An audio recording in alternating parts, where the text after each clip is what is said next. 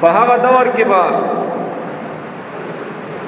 هم دغه کافرانو مشرکانو په هفته کې 2 ورځې د دې به اخترو میله به لګېده.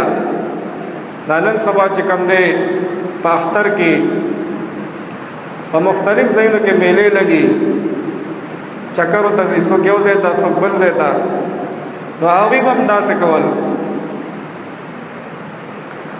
او دغه شان د هغوی د بوتانو یو غټ ځای و، هلته به فروټ راواغېستل او فروټ به هلته بوتانو ته کېښودل، بیا به چې کوم دی میلې ته لاړه، خپل سیر او تفریح به وکړو، بیا به راله او فروټ به وخوړه. په دغه ټیم کې د ابراهیم علیه السلام پلار آزر خپل بچی ته وایي بچی موږ سره لاړ شه، مونږه سیر او تفریح ته ځو، میلې ته ځو. ابراهیم علیه السلام ورته وایي زه نه ځم، زه بیمار یم، زما طبیعت خراب دی. نو چې هغوی لاړه، ابراهیم علیه السلام ماشوم دی، د هغوی چې د بوتانو کم ځای و هغه مرکز و، هلته لاړې او وایي چې ویې کتل دې بوتانو مخې ته چې کوم دی فروټ پراته دي. بوتانو ته وایي دا فروټ چې کوم دی تاسو پراته دي دا خورئ که نه، دا څه ته پراته دي؟ نو بوتان خو خوراک نه کوي. ابراهیم علیه السلام د موقع نه فایده واخیسته، یو غټ چې کوم دی لوړ و هغې راواغېستو او ټول بوتان یې ووهله، چاله سر و، چاله خپې ووهلې، چاله لاسونه ووهل، او یو غټ بوت چې کوم دی پرېښودو او دا لوړ یې راواغېستو، دا غټ بوت مخې ته کېښودو.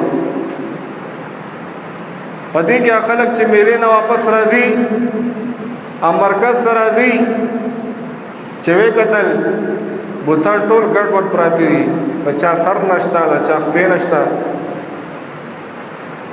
حیران دریان شو چې دا به چا کړي، خپل منځ کې خبرې کوي.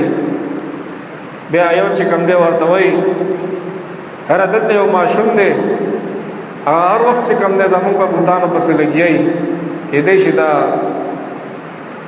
دا کار به هغه کړی. دا خبره قارون ته هم رسېدلې وه، بادشاه ته. دا ابراهیم علیه السلام راوغوښتو، ورته وایي دا کار تا کړی دی؟ نو هغه ورته وایي دا لوړ چې کوم دی دا غټ بوت سره خوا کې پروت دی، ده نه تپوس وکړې که نه، دا خو مشر دی. هغوی بیا خپل منځ کې لګیا دي چې دا خبرې نه کوي، ده نه به مونږ تپوس څنګه کوو؟ په دغه ټایم کې ابراهیم علیه السلام ماشوم دی،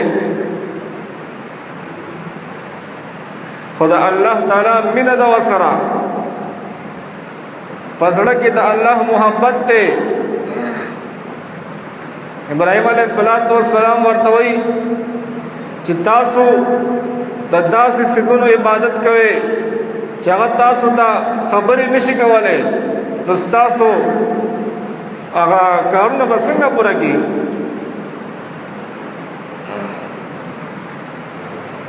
په دې کې قارون چې کوم دی حکم وکړو چې غټ خشاک راځي.